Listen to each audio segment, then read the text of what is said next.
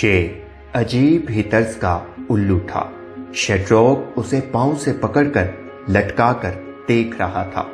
उल्लू का मुंह किसी शीश नाग जैसा था, रंग गहरा भूरा और गोली लगने के बायस आंखें उबलकर बाहर को निकल आई थी।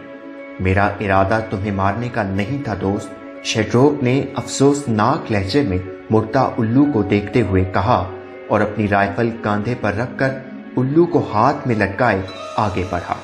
वो सुबह से शिकार पर निकला था, लेकिन उसके हाथ कोई शिकार नहीं आया था और इसी मायूसी में उसने किसी और परिंदे पर निशाना लगाते लगाते एक उल्लू को मार गिराया था। ये मुर्दा उल्लू उसके किसी काम का नहीं था। यूं भी कीनिया में उल्लू को मौत की अलामत समझा जाता था। कहा जाता था कि कोई उल्लू को देख ले या उसकी आवाज सुन ले तो वो या उसका कोई अजीज मौत का शिकार होने वाला है, और फिर उसने तो एक उल्लू को हलाक ही कर डाला था। वो खासा बोझल महसूस कर रहा था, जैसे उसने कोई बहुत बड़ा गुनाह कर दिया हो और अब उस गुनाह की सजा के लिए उसे जल्द पेश किया जाना हो।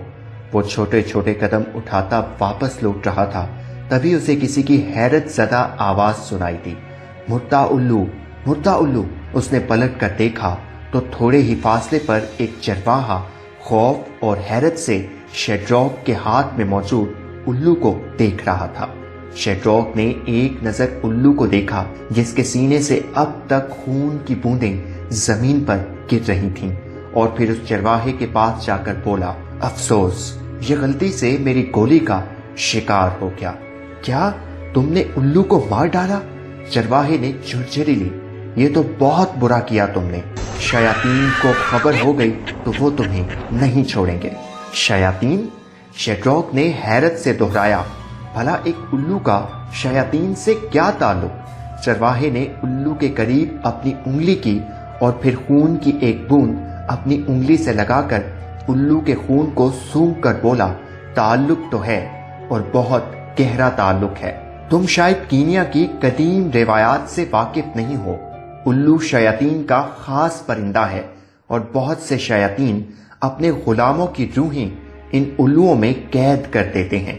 इससे पहले कि इसमें मौजूद रूह आज़ाद हो और शयातीन तुम्हारी जान को पहुंचे, इस उल्लू को दफना दो। उसके खून की महक शैतानों और बदरूहों तक जा पहुंची तो वो तुम्हें नोच खाएंगे। चरवाहे ने दोबारा उल्लू के खून को सूंघते हुए कहा और फिर आगे निकल गया। शेड्रॉक उसकी बातों से काफी खौफजदा हुआ, लेकिन खुद को हौसला देने के लिए बोला, क्या बकवास है, ऐसा कुछ नहीं होता। लेकिन साथ ही उसे ख्याल आया कि इस उल्लू को वाकई दफना देना चाहिए। कोई खतरा हुआ भी तो टल जाएगा। वो तेज तेज कदम उठाते हुए आगे बढ़ा ताकि घने जंगल से जल्द अज जल्द बाहर निकल जाए और किसी कुशादा जगह इस उल्लू को दफना दे। उसे एहसास ही नहीं हुआ कि उसका जिस्म खौफ से कब कांपना शुरू हो गया था। उसने अपने कांपते जिस्म को देखकर गुस्से से कहा, क्या बकवास है, मैं एक जाहिल चरवाहे की बातों पर यकीन करके डर रहा हूँ। वो थोड़ी ही देर में घने जंगल से निकल आया और थोड़ी दूर अपना सांस बहाल किया। अब आस पास झाड़ियां और खुश्क घास के अलावा कुछ भी नहीं था।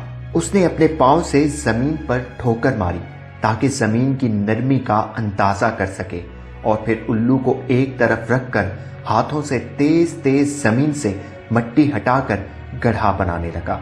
वो इस मुर्दा उल्लू से जल्द अज जल्द जान छुड़वाना चाहता था।